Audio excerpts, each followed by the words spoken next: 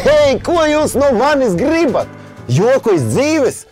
Ok, tikai un vienīgi iz dzīves. 1. aprīlis, labi, par to mazliet vēlāk. Šobrīd tiešām iz dzīves.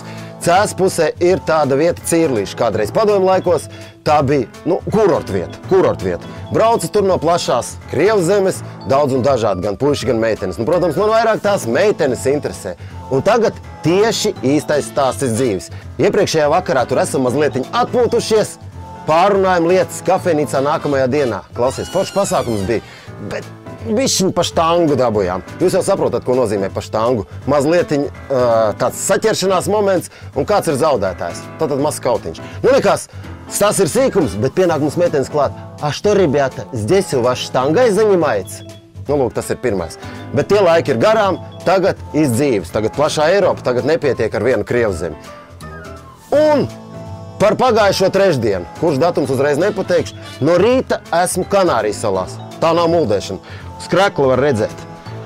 Tā nav muldēšana. No rīta plus 20 grādi. Atgriežamies Latvijā vakara pusē. A šeit -4, putenis, sniegi. Tāda lūk ir dzīve. Arī tā ar mums joko. Varbūt tieši par 1. aprīli arī ir ko stāstīt. 1. aprīlis.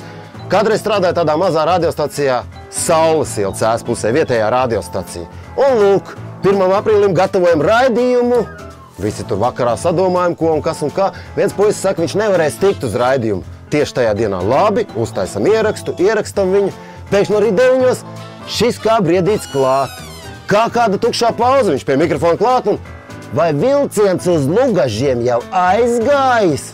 Izrādās iepriekšējā vakarā viņš gribēja braukt uz Valku, bet bija nokavējis vilcienu. Un tā bija pēdējā frāze, ko viņš aiz kreņķiem atcerējās. To viņš atkārtoja visu 1. aprīļa dienu. Pēc tam šī frāze bija kā joks vairākus gadus uz priekšu. Vēl kaut ko?